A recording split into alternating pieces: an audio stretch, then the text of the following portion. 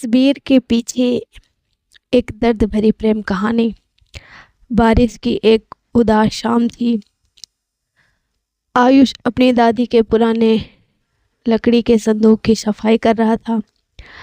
कपड़ों के नीचे उसे एक पुराना पीला पड़ा हुआ फोटो एल्बम मिला।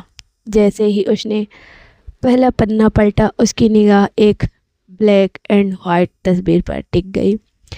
एक जवान लड़की साड़ी में हल्की मुस्कान के साथ खड़ी थी।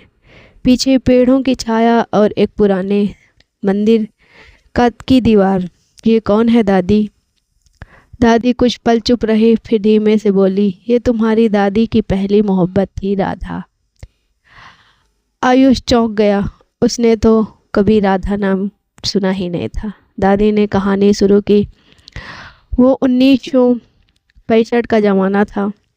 गांव की गलियों में चुपचाप चलने वाली राधा और तेज साइकिल पर गाने गुनगुनाते रामनाथ बिल्कुल विपरीत स्वभाव, लेकिन दिल एक दूसरे से बेहद करीब था। दोनों की मुलाकात मंदिर के पास तालाब के किनारे और मेले में हुआ करती थी।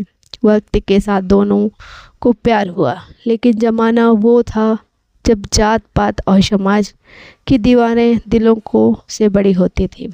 रामनाथ के घरों उन्हें सख्त मना कर दिया और राधा के पिता उसकी शादी कहीं और तय कर दी।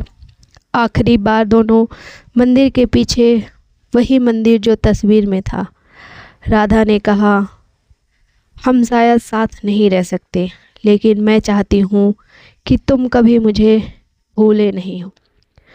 यही मेरी आखिरी तस्वीर है, इसे संभालने रखना। फिर राधा चली गई। उसकी शादी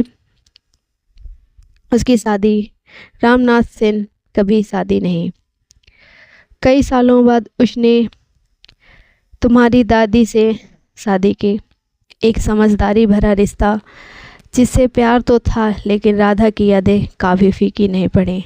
दादी की आंखें नम थीं और मैं जानती थी उसके दिल में राधा थी। मैं नाराज़ नहीं हूँ, क्योंकि मैं उसकी ज़िंदगी का सुकून थी, पर राधा उसका सपना थी। आयुष ने चुपचाप तस्वीर को एल्बम में वापस रख दिया। अब वह जान चुका था कि कुछ तस्वीरें सिर्फ चेहरे को नहीं, अधूरी मोहब्बत को भी सजाए रखती हैं। तो दोस्तों, अगर कहानी पसंद आई हो तो लाइक कमेंट शेयर ज़रूर करें। मिलते हैं एक नई कहानी के साथ, तब तक के लिए नमस्कार दोस्तों।